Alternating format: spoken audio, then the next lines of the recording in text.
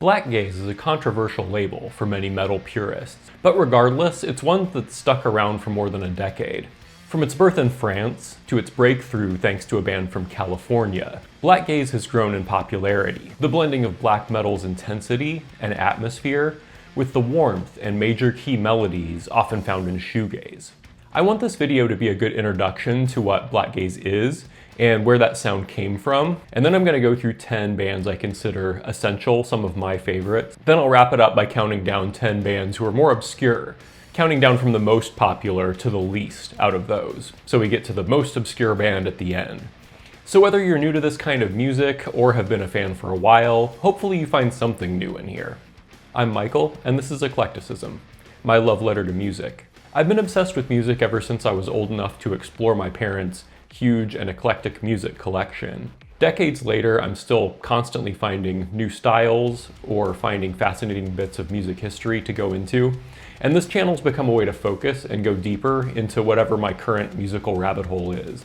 I've not covered that much metal yet, although I do plan to eventually. I did a couple videos on doom metal, and I will definitely be expanding from that point.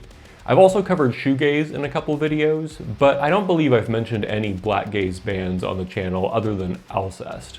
If you're a fan of shoegaze or alternative rock, you might find Blackgaze to be a more accessible path into heavier music. It usually strikes a balance between major key melodies that feel more hopeful and warm, and some elements of black metal, like the blast beats, shouted vocals, or the banshee scream, and sometimes other elements too. Maybe Blackgaze is all you'll want to explore, or maybe this will be a route into a massive and rewarding area of music, which is extreme metal. Either way, I hope you enjoy exploring these bands with me. Like all of my videos, this one is dedicated to one of the wonderful supporters over on Patreon, and episode 29 on Blackgaze is dedicated to Jeffrey Emerson. So Blackgaze is a mix of black metal and shoegaze. It's rarely only a mix of these two styles, sometimes mixing in folk, hardcore, other styles of metal. A broader term for this kind of music is post-black metal, music that builds off the foundation of black metal without following the usual rules about what you're allowed to do. If you're curious to hear some post-black that's not at all blackgazy, I strongly recommend the Altar of Plagues album, Teeth, Glory, and Injury. Built from black metal foundations, this is too avant-garde to fit nicely into Blackgaze, with unconventional song structures, sludge metal influences, harsh electronics mixed in. Blackgaze also overlaps with what's called atmospheric black metal. Atmo black is a broad and popular approach to black metal that focuses heavily on creating an atmosphere through repetitive riffs and melodies, guitar effects, and other elements that build a feeling, a vibe, sometimes including synths. There's often a strong connection between Atmo black and nature imagery, the music washing over you like rain, but Blackgaze often focuses on major chords and harmonies that feel more musical, less harsh, giving this musical bath a much warmer feeling. One excellent example of atmospheric black metal that has moments feeling like a proto-Blackgaze is the band Weakling. This band only made one album, Dead as Dreams, which is fantastic. It's filled with epic, sprawling, multi-part compositions, full of intensity and atmosphere and dread, blending in sections that are more post-rock or doom influenced. You have synths, creating a layering effect with guitars that, looking back, has a lot in common with Blackgaze, but nothing feels warm here. It very much feels like the atmosphere of black metal. Blackgaze often feels hopeful and warm when you compare it to black metal, but as with all genres, no rules always hold. So we'll be talking about some bands that have a lot of hope and warmth in their music, and others that are closer to the tone of black metal, or even hardcore. You can follow the synth and guitar layering of Blackgaze back even earlier, to the Norwegian black metal scene, and to a particular awful human being who I keep getting forced to talk about on this channel. Burzum's Philosopheme is an early example of atmospheric black metal and post-black metal. It's been mentioned as a direct influence by the first Blackgaze band, along with many of the bands that would come later. But unlike many genres, there's a lot of agreement about who actually started Blackgaze, and when and where. And the place where Blackgaze began was France. Niege grew up having vivid visions of what he called a faraway dimension, another world populated by fey creatures full of beauty and celestial light. he still talks about these as real experiences, not fantasies. And when he created his own musical project, his focus was on trying to express the feeling of these experiences through that music. Niege had already been involved in France's black metal scene for years, as guitarist and vocalist for Peste Noire. Niege left right before this band pivoted into being openly nationalistic and white supremacist. So it's likely that ideological differences were one reason for his separation from the band. After that, his primary project would be the band Alceste, where he tried to capture the sound of those celestial visions he experienced growing up. The first Alceste release, an EP titled Le Secret, is ground zero for Blackgaze. Its two lengthy tracks fluctuate between beautiful and shimmering sections that don't have any clear nods to black metal, and other sections which erupt in a flood of guitar layers, feedback, and blast beats. Sometimes the vocals are passionately shrieked, sometimes highly harmonious, creating a contrast where the shrieked parts feel intensely emotional and powerful. Yet the shrieked vocals don't convey despair or anger, which is often the case in metal. They feel more like a cathartic release. Niege never intended to blend shoegaze with black metal, and he's repeatedly stated he didn't even know what shoegaze was until he started reading reviews of his own music where people were mentioning shoegaze. All he was trying to do was create a more celestial sounding take on some elements of black metal, not concerned at all with what people would call it. I find Le Secret beautiful, but to my taste, the essential Alceste works were yet to come. Their first full-length album feels even less connected to black metal, and in the album's mood, it feels even more dreamy and radiant than their EP. The song lengths have gone down, the emotional clarity feels a lot stronger, and the power of the songs also feels like it's been dialed up, to further refine the vision Niege has for this new sound world he's creating. This album also does away with the shrieked vocals, for now at least, which probably helped this one catch on with those outside of the metal community. For many, this debut album was the peak of Alceste. I don't agree with those people, but it is a beautiful album, and the whole first side is pretty much perfect. The way blast beats are used with Niege's dreamy, melodic vocals takes a quintessential element of black metal and turns it on its head for a very different emotional impact. But I find Alceste most stunning on their second album, which translates to Moon Scales. This one manages to be equally dreamy, while infusing more black metal elements than on the debut. Niege's scream is back, and he has one of my favorite screams in metal, actually. For me, the mix of light and dark on Alceste's second and third album is absolutely perfect. Some of the most beautiful metal I've ever heard. For their place in Blackgaze history, Alceste is the perfect place to start exploring the genre. They were the starting point and also one of the clearest realizations of what the genre can be, especially in those early days. Not everyone agrees, but I think their whole discography is amazing. Albums 2 and 3 are what I see as their early peak. Then Shelter is their take on a purely shoegaze album. It gets some heat for not being metal, but if you don't get hung up on this fact, it's actually a very enjoyable shoegaze album. Kodama is their heaviest yet, and a fan favorite for many. And Spiritual Instinct is another good entry point if you enjoy heavier music already, with Niege composing some more concise songs than usual. Their most recent album is almost as serene feeling as their debut, yet still retains some of those black metal elements, making it feel like a full circle moment in their career. I really like it. So make sure you give Alceste a try if you're exploring Blackgaze. And on that note, you'll find a playlist in the description. I put together some of my favorite songs from a lot of my favorite Blackgaze artists, including some I don't have time to cover in this video. It's available right here on YouTube and also on Apple Music. Fuck Spotify. There's more to the Niege-verse than just Alceste. If we look at that beautiful artwork for Moon Scales and the cover for Journeys of the Soul, both were painted by Furzy Tizer, a multi-instrumentalist also from France's metal scene. This polymath was in another wonderful group with Niege, back when Alceste was first turning their sound in the direction of shoegaze. Amateurs was Tizer, Niege, Audrey Sylvain, and for a time, a drummer who goes by Winterhalter. Winterhalter would go on to be the only permanent member of Alceste other than Niege. Amateurs has a drastically different tone from Alceste, much darker and focused on an intentionally more urban sound as well. Instead of exploring a celestial, distant realm, it was a project exploring almost the opposite, the dark side of the industrial era. Differences in the tone aside, fans of Alceste should hear Amateurs' self-titled album, which is another really good example of this musical blending that these artists were doing in France during the late aughts. The band only lasted for a few years though, due to conflict within the band. There's speculation that this conflict was at least partially political.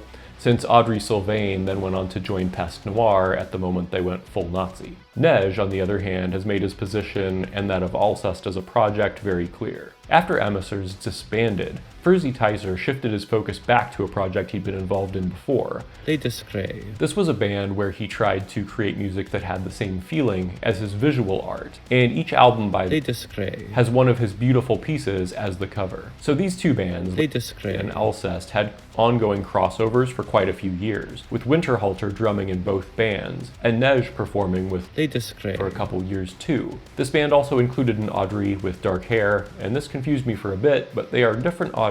This one is Audrey Haydorn, who wrote the majority of their lyrics, while Tyser composed the music. They make beautiful, melodic post-metal that shows some similar nods to dream pop or shoegaze that you'd hear in the earliest Alcest material. Their debut, which translates to September and Its Last Thoughts, is a beautiful bridge between post-rock and post-metal. This is another one where if you're not into extreme metal yet, I could still see you really enjoying this one. It has a heavy gothic tinge to it, through the vocal delivery, lyrics, and the tone of the music. And this debut is just gorgeous from front to back. I also love their second album, which feels like a heavier exploration of the same set of musical inspirations. And then for the final group I want to talk about in the Niegeverse, Landlos is a German band formed in 2005.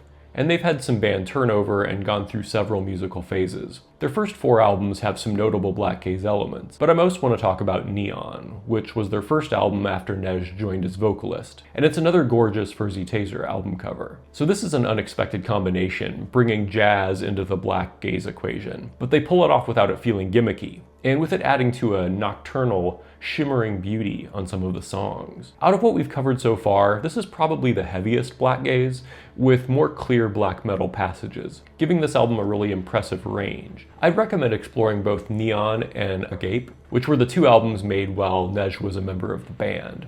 That guy was really busy in the late aughts and the early teens. A bit after that first, mostly French, wave of explorers, the breakthrough came a few years later. It was brought about by a band you already probably know, and an album you knew I was going to talk about. The inevitable, unavoidable, Blackgaze essential, Infinite Granite. I'm kidding, Sunbather. This was the first album by San Francisco band Deafheaven, who are the band everyone will always mention first when you say Blackgaze. In fact, this album had such an impact that the Blackgaze subreddit was created within months of this album's release. So here I have to make a confession. I've heard this one so many times, and I still don't quite know why this album had such an impact. It doesn't strike me as the most accessible or the most memorable of the early Blackgaze albums. Still, I'm glad it helped the style catch on more broadly, and it is good. The songs are lengthy, and there's an excellent balance of prettier, lighter moments with some really heavy passages, maybe providing more contrast than you get with Alcest. While I can recognize a lot of things Deafheaven does well here, I've never felt an emotional connection to the album in the same way I do to some other Blackgaze. I enjoy it, but it's not personally as evocative or emotional for me. But clearly that's just a me problem, given the reception of this album, and how it's still seen as a watershed moment in heavy music by some. That said, they made a couple albums after Sunbather that I find more enjoyable. Last year's Lonely People with Power is my favorite of their albums yet, quite easily. And of course there's New Bermuda and Ordinary Corrupt Human Love. It's all but one of their albums since Sunbather has, in my opinion, lived up to the promise of their early career, and I'll let you guess which one has not. So as much as it's cool to not like the big popular band, Deafheaven is too consistently good for that. And to be honest, if Infinite Granite is the weakest thing you've put out, you're doing pretty fucking good. It's not the most remarkable dream pop album, but it has some good choruses, some strong crescendo moments. On the scale of bands experimenting with a new recipe, they came out a lot better than a lot of bands do. There's really nobody else that's at the same popularity level as Deafheaven, but we're now going to get into some of the other fairly popular bands. As always, this is based on my own listening, so I'm gonna be leaving out some bands. If I've left out some of your favorites, please do leave a comment, and think of the comment section as another resource. So instead of saying this hipster douche left out Numenorian and Heritoire, actually write a few sentences about how amazing they are. Make the comment section a better place than when you found it. The music of Oathbreaker is informed by both extreme metal and hardcore punk, and they actually started out as a hardcore band, but they kept evolving, and their third album, Rhea, is an emotional battering ram. Their first two albums show more signs of their punk roots, and Rhea still has some of that fury and an aggression that fits with what you'd expect from hardcore, especially in the vocals. Her lyrics on this album were more direct and autobiographical, and she balances screamed vocals with clean ones. The music can fluctuate between blistering, blackened sludge, and sometimes move into a ponderous doom pace as well, while at others the instrumentation is stripped back to just hone in on the vocals and guitar. I've repeatedly seen this band and this album discussed as a monumental Blackgaze moment, but I still feel like Blackgaze is a bit reductive for what they do here. There's a lot going on here that's closer to sludge metal. Palette of influences here is wide, and that makes this a really unique and really fun album. Another fairly well-known Blackgaze band is an anonymous trio, An Autumn from the Netherlands. Since they're anonymous, we'll just look at some nice autumn scenery throughout this segment, along with the few promotional photos they have given. Previously going by the unfortunate name An Autumn for Crippled Children, they eventually realized what a shit name this was, and changed it before their most recent album. No names or genders are known for the members, although they each go by sets of initials. They do occasional interviews, although it's clear they aren't really a fan of them, and would much rather focus just on creating music. And creating music they do. Since forming in 2010, they've released 11 albums, and in an early interview talked about the fact that they have a studio set up at all times, so they can always be working on something. Since they don't perform live either, the focus is almost entirely on the studio, which helps to explain how productive they've been. Their fourth album, Try Not to Destroy Everything You Love, is seen by many as their peak. This one leans into synth textures more than the other artists we've covered, and these synths contrast with the harsh vocals and the more ominous guitars to give you both beauty and ugliness at the same time, both light and darkness mixed in their sound. This album's dramatic and powerful, with an appeal I think could possibly also reach over to open-minded goth fans. An Autumn has a lot of other good albums, but I'd recommend this one for how distinct it feels, both compared to what other bands in Blackgaze are doing, and even when you look at it compared to a lot of their other work. Another band that's getting a bit more attention lately, but still not enough in my opinion, is Mole. Mole is a Danish five-piece, who formed in 2013. They've discussed having influences from both the early Blackgaze scene, Alcest, Lantlos, Deafheaven, and from shoegaze itself, like Slowdive, Lush, and of course My Bloody Valentine. In my little internet bubble, their newest album has been getting a lot of buzz for the quality and range they show across these songs. They have a strong focus on the album as an art form. Being the tremendous dork that I am, that means a lot to me.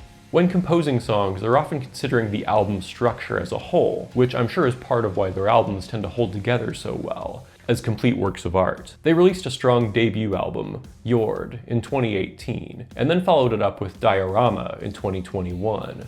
Then their third album, this year's Dream Crush, is where I started following along, and I think it's a great introduction to the band. Their sound ranges from post-black metal blast beats and shrieks, to some gazier layered guitars with clear harmonies, to a few moments that feel almost alternative rock. It's a mix I'm sure some purists will despise, and I've heard them take some heat for a lack of originality too. I don't think they sound like a clone of any other band personally, and this is one of my favorite albums yet in 2026. Now, if you enjoy Blackgaze music, but want to feel like you're in some urban noir film, then White Ward is your band. This Ukrainian band formed in 2012, so another group that came about when Alcest and Deafheaven were starting to forge this new direction. Their sound's indebted to those bands, but they create their own take on this style by weaving in some elements of jazz and some synths. This gives their music a cinematic feeling, which is added to by their non-conventional song structures and often longer compositions. Their second album, Love Exchange Failure, is the one that people usually talk about, and I can see why. For me, it was an improvement on their first album, and it really captures the feeling of the beautiful album cover. It would be a very good place to start with the band. But on the other hand, I think their newest, False Light, is equally good, and I put it on more often. The opener, Leviathan, moves through brutal metal passages, then opens up and slows down into a somber and slow, more reflective saxophone passage, before erupting into a blending of the two, which feels very satisfying. And then with the next track, Salt, we transition into a neo-folk sound that very much fits the album's cover.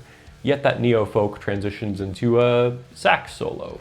I've seen people accuse White Ward of being gimmicky with their use of saxophone in their music, but I suspect a lot of those same people are the kind of people who immediately reject any clean singing in metal, and refuse to listen to the newer Opeth albums, which are great. As you might have picked up, I enjoy the unexpected in music, and I appreciate bands that try something new, even if it sounds like a bad idea in theory. To my ears, White Ward is doing something quite unique. And one more band that I consider pretty well known, and this artist's become the quintessential Blackgaze artist for a lot of people. Sadness is one of the 30-something projects led by Damian Anton Ojeda, a Mexican-American based in Baltimore. His approach to music is very focused on atmosphere and emotional expression. He's often working on multiple albums for multiple projects at once, releasing an ongoing flood of music that's built up a devoted following. For a long time, he tried to maintain anonymity. But he's now given some interviews, and he finally even began performing live in 2025. Sadness and Life are the two projects I'd recommend looking into first. I Wanna Be There by Sadness came out in 2019 and has become a word-of-mouth classic, despite very little effort from the artist to promote it. This is a very good place to start with Sadness, although you could go a little earlier in his career and try out Leave. This one feels even more lo-fi, with a cavernous sound like you're hearing the music echoing down a long hallway, melancholy music in the distance, including vocals that are quite buried in the mix. Anton Ojeda has also never drawn much attention to the lyrics of his projects, avoiding making them available online, although sometimes they're included in the album packaging. Their meanings are further obscured by his use of languages he's constructed himself. So there are a lot of factors that have made Sadness one of the more unique and revered Blackgaze projects to start gaining more recent attention. And the impact's been strong enough that a band we'll talk about later has actually used one of his constructed languages to write lyrics for some of her songs. Sylvain is the solo project of Catherine Shepard, a Norwegian multi-instrumentalist. She's a classically trained vocalist and has a degree in musicology, and she uses her many talents to make music that incorporates Norwegian folk with the usual traits of Blackgaze. She sometimes moves much closer to folk than metal, and has gotten some comparisons to artists like Merker for this stylistic fusion. Although Sylvain's mix of sounds has way more of a connection to Blackgaze and artists like Alcest, in fact, Niege has performed with Sylvain live and played drums on her album Wistful. I recommend hearing this album, Wistful, for its beautiful hazy feeling. It's a great example of how the harsh elements of black metal can, in the right context, become part of a beautiful and even tranquil soundscape. The harshness creates a contrast that makes the whole feel more captivating and lush. Her third album, Atoms Aligned Coming Undone, is possibly my favorite. The production here is clearer and the harsh elements more accentuated. The production choices also help the songwriting to stand out. I'm bringing up both these albums though because I don't think one is necessarily the best approach. I think they both show a good contrast, and it's kind of dependent on your taste which will appeal to you more. So really, I just have to recommend them both. Now we're ready to start looking at some of my picks for lesser known Blackgaze artists. And this is obviously very subjective. If you're really tapped into what's happening in Blackgaze, you may know most or even all of these. A couple at the end are quite obscure though. Last time I tried to use stats to figure out popularity levels, I looked at Spotify monthly listeners. And I had lots of haters telling me how unreliable those numbers are. Y'all are gonna be annoyed again because I did something different but equally unreliable. I've looked at the number of listeners on Last.fm. It's not a perfect system, but also, who cares? For comparison, a huge group like Nirvana has about 7.5 million listeners. A big extreme metal band like Cannibal Corpse has about 793,000. And a big but more recent extreme metal band like Cattle Decapitation has about 227,000. Deafheaven is the biggest band we've covered with 518,000, followed by Alcest at 483,000. The rest of the bands we've covered so far have been between 200,000 and 75,000. So our obscure bands start at 74,000. Woods of Desolation. Formed in Australia in 2005, this is a one-man band who leans more into atmospheric black metal than a lot of what I'm covering, but I see them coming up in a lot of conversations about Blackgaze, and their second album, Torn Beyond Reason, is excellent. While we've covered some bands where the tone is mostly hopeful and celestial, there's more darkness in the sound of Woods of Desolation, as you might guess from the name. You still have more melody than a lot of atmospheric black metal. This sounds more like a dark and cold night, with just a touch of hope to offset the darkness. If you're coming from a black metal background and not shoegaze, this is one you might want to try out first, if by some chance you haven't already heard them. Then at 69,000, Svalbard. This is a band from Bristol, England, who formed in 2011 and are currently on their final tour before disbanding. They'd more broadly be considered post-hardcore. I was lucky enough to see them opening for Alcest and was immediately pulled in by the mix of harmony and hardcore they bring together. You'll hear gentler passages with beautiful female vocals that contrast with barked out male vocals that would be at home in hardcore or sludge metal even. Their music feels more modern in its subject matter, not as otherworldly as some Blackgaze artists, but the music still reaches gorgeous highs and contrasts wonderfully with the intensity of their heaviest moments. My favorite at this point is their third album, When I Die Will I Get Better. I think this shows an impressive level of crossover appeal between metal and punk. There's screamo, post-hardcore, and blackgaze in their sound, which gives them a unique and powerful sound. At 60,000, Agriculture. I'm shocked this band isn't higher in the listener counts actually, but maybe it's just because they're quite a bit newer. Their first album came out in 2023, and I found out about them with their sophomore album, The Spiritual Sound. They have their own take on a hybrid style of post-hardcore, post-metal. I'd say if there's a decent comparison to be made, they have some things in common with Oathbreaker's Rhea album, but that only puts you kind of in the ballpark. The Spiritual Sound is an album with a lot of energy and quick tempo and tonal shifts, sometimes going from soft vocals and very minimal drum beats to a furious explosion at a moment's notice. There's a lot of crust punk in their sound, but you also have some ripping solos that are definitely not black metal, and more like something you'd hear coming from a thrash band. You also have some clear folkish moments here too. This album juxtaposes reference of Zen Buddhism with nods to Christianity, so in all, there's a clear spiritual introspection going on here that matches the album's name. So if you haven't heard Agriculture's Spiritual Sound yet, I highly recommend you do. And if you want me to show you another great Blackgaze band, I'll show you Show Me a Dinosaur. With 51,000 listeners. From St. Petersburg, this four-piece formed in 2011, and they've released 3 consistently good albums so far. Their debut from 2014, Dust, might give us a hint at the meaning behind the band name, using extensive samples of Jeff Goldblum's monologue about how your scientists were so preoccupied with whether or not they could, they didn't stop to think if they should. If you want me to show you the Show Me a Dinosaur album that you should start with, okay, I'll stop doing that. It's Plant Gazer. This is their most recent album, and it's one of my favorite Blackgaze albums, full stop. The warmth of the guitar tone here, the combination of the harsh vocals and then the beautiful cleans, the song Marsh, when it hits the last minute of the song, and that chorus kicks in so hard. So please do go check out at least that song or that album, and reminder, you can find the playlist down in the description. Or on the Patreon, where for a $5 a month, you can support the channel and get all sorts of bonus content, including versions of all of these videos with song clips included throughout. And now you're selling it. You want to sell it. At 26,000, we have Soul Dusk from Melbourne, Australia. This is mainly the project of Emily Highfield, who has gone from a one-woman project to a 5-person band with the most recent album. They blend dark folk with elements of black metal. Their second album, Antithesis, is the one I'd recommend to start with. The folk and metal sections blend very fluidly, and this is a band that isn't afraid to explore the darker folk side. Some entire songs are just folk music here, while others lean more fully into metal. And folk here isn't merely guitar, but cello and violin, that alongside the beautiful vocals of Emily Highfield, makes this a standout for me when it comes to folk metal in general, and it holds a very unique place in Blackgaze. Comparing Soul Dusk to Sylvain, the other folky Blackgaze artist I've covered, Soul Dusk feels more melancholy to me.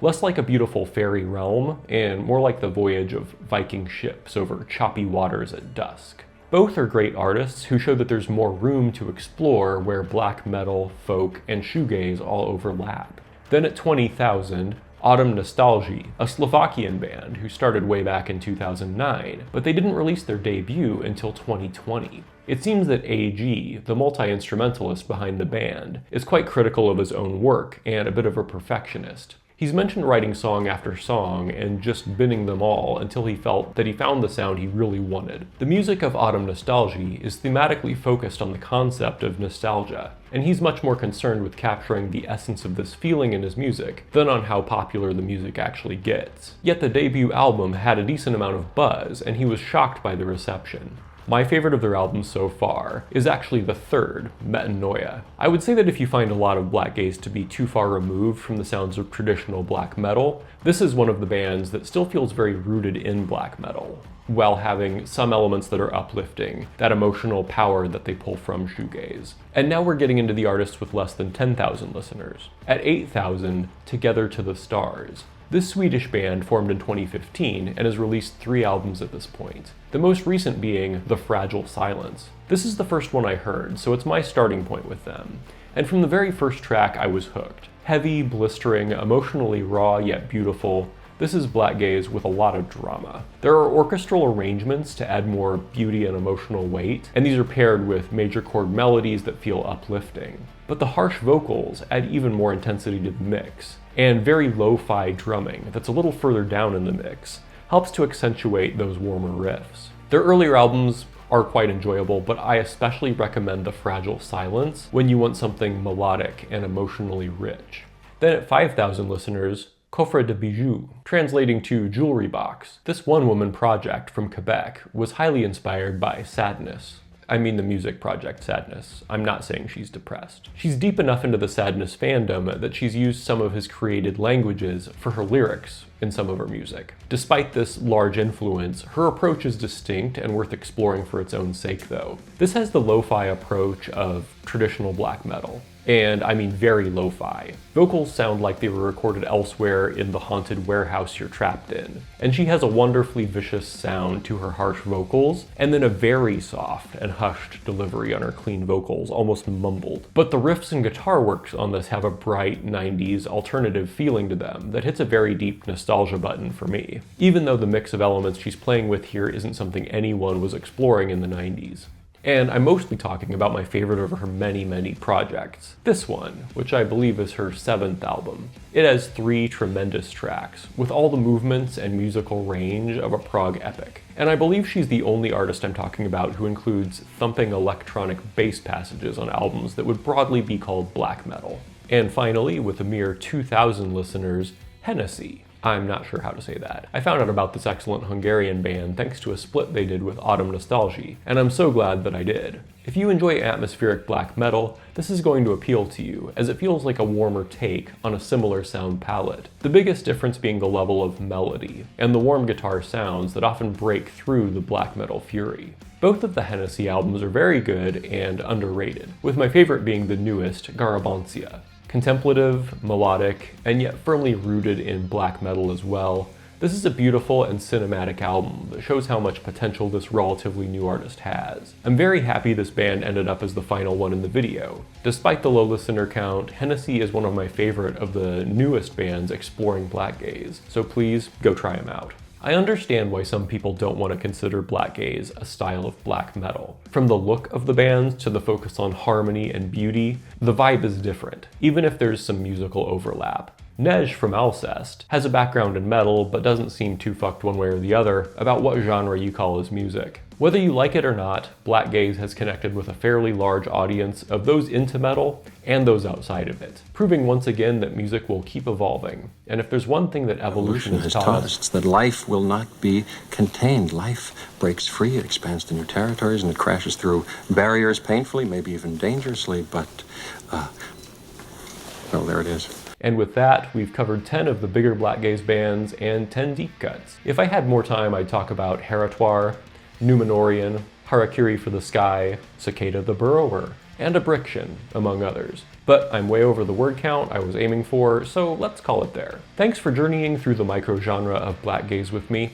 If you want to hear music from these artists, check out the playlist. If you want to see my videos with extensive song samples included, become a friend of the channel over on Patreon, where you can see extended versions before the regular versions even come out, along with an eclectic range of other bonus content. Thanks for watching Eclecticism, and I'll see you next time. See, here I am now by myself, talking to myself.